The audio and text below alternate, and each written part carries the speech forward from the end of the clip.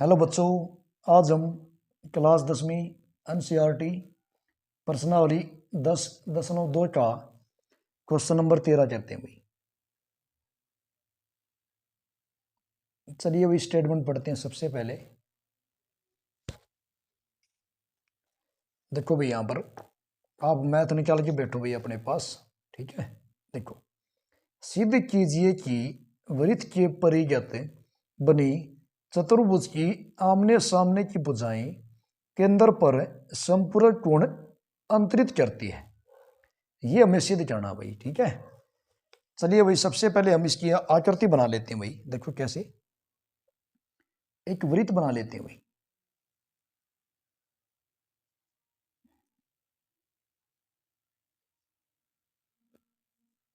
ठीक है भाई, एक वृत्त बना लेते हैं भाई। इस वृत्त के परिगत क्या भाई, एक चतुर्भुज है। इसके बारे हम चतुर्भुज बना लेते हैं भाई।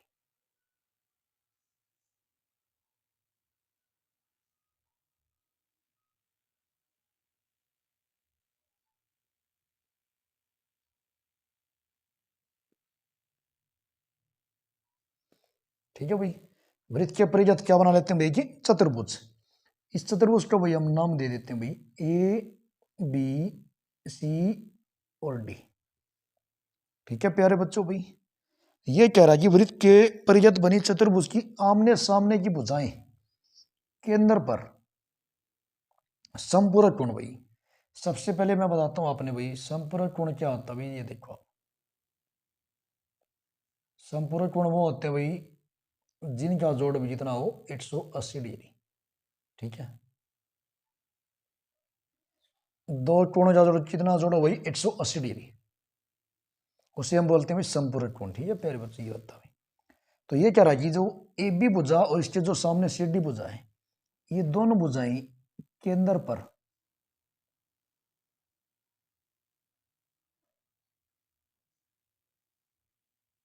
ठीक है भाई, केंद्र पर क्या बनाती हो भाई, दोनों संपूरक। मतलब ये और ये, इस कोण का जोड़ और इसका भाई कितना होना चाहिए 180 डिग्री।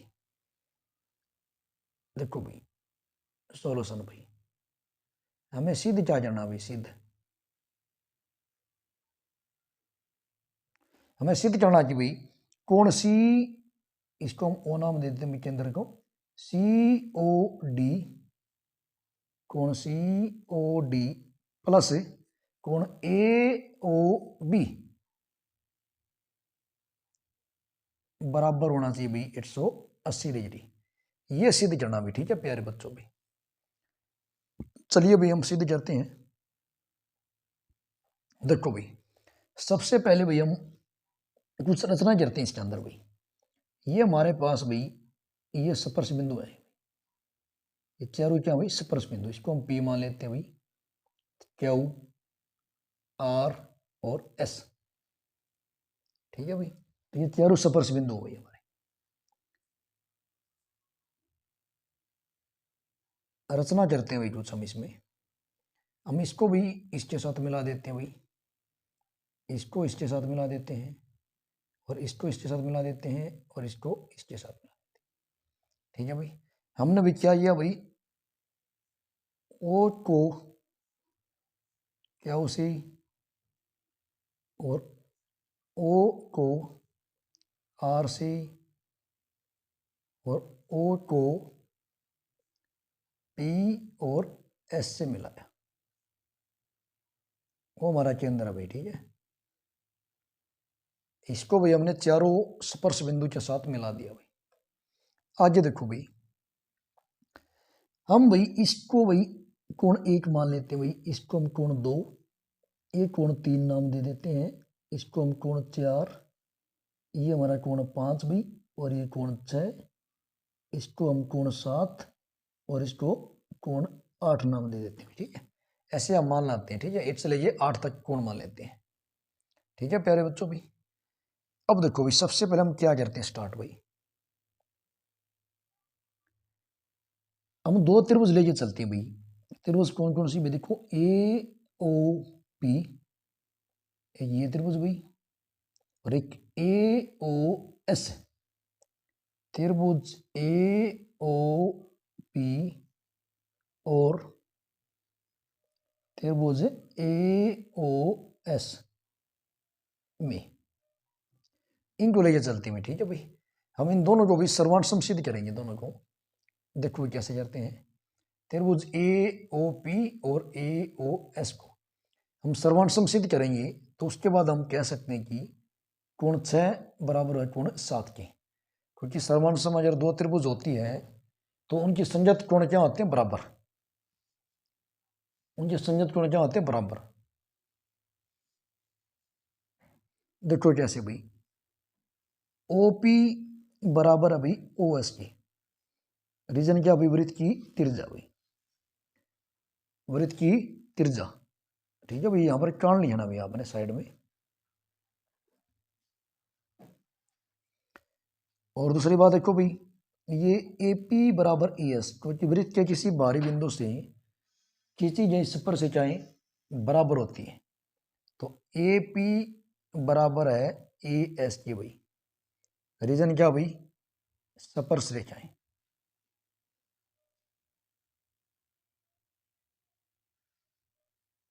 ठीक है भाई, तीसरी बात देखो भाई, ओ ए इसके अंदर भी आ रहा है भाई, और ओ ए इस त्रिभुज में भी, तो ओ ए दोनों में भी उभनिष्ठ है, तो ओ ए बराबर क्या आया भाई, ओ ई।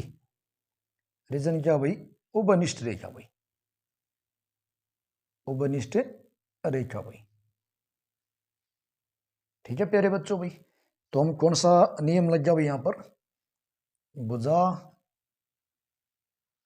भुजा और भुजा नियम से हम कह सकते हैं भाई, हम कह सकते हैं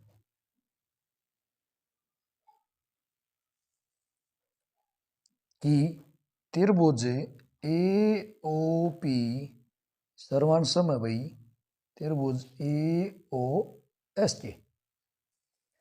अगर यह सर्वांशम है तो भाई, तो खास बात क्या होगी भाई, कोण 6 इनके संयुक्त कोण बराबर होंगे भाई, बराबर हो जाए भाई कोण 7 के। इक्वेशन नंबर भाई 1 मान लेते हैं। उसके बाद यहां देखो भाई ऊपर साइड में ठीक है भाई, उसके बाद लिखिए भाई हम इसी प्रकार कोण, अगर कोण 6 कोण 7 के बराबर है, तो ये कोण 8 और कोण 1 के बराबर हो जाए भाई। कोण 8 बराबर है कोण 1, समीकरण नंबर 2 मान लेते हैं। इसी प्रकार कोण 2 बराबर हो गई कोण 3 की, इसको समीकरण नंबर 3 मान लेते हैं। और कोण 4 बराबर हो गया भाई कोण 5 की, इसको समीकरण नंबर 4 मान लेते हैं।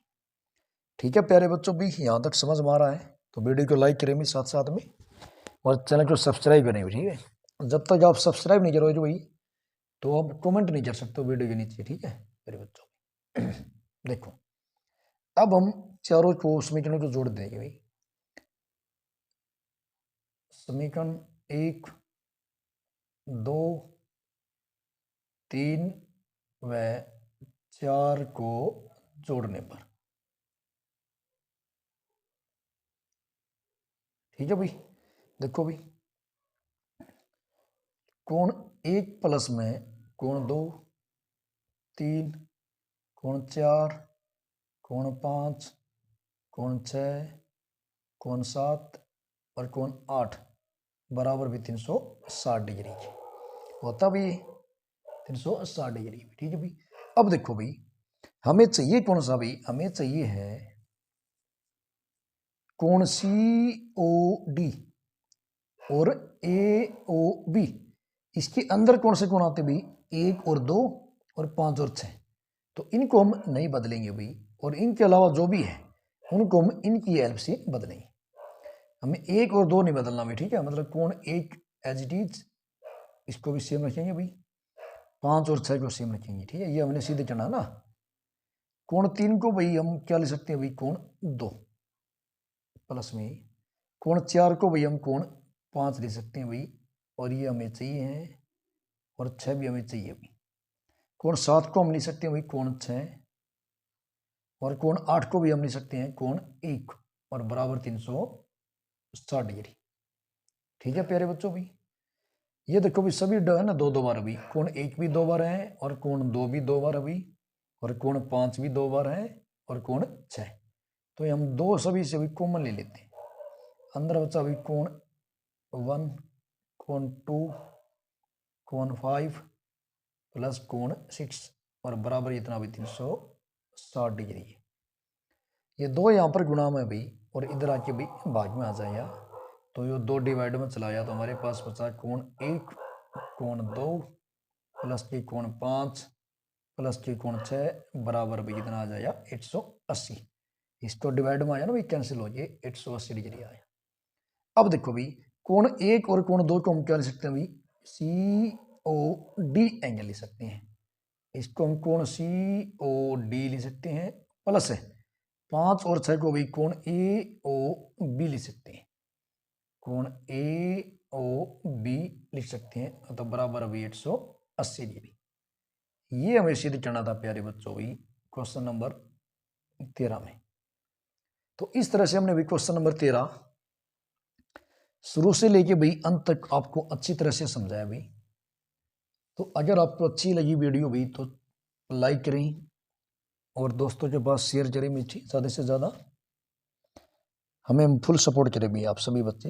ये चैनल भाई आप सभी बच्चों का है, मेरे के लिए चैनल नहीं भाई, ठीक है, ये हम सभी का भाई। तो धन्यवाद, जय हिंद, वंदे मातरम।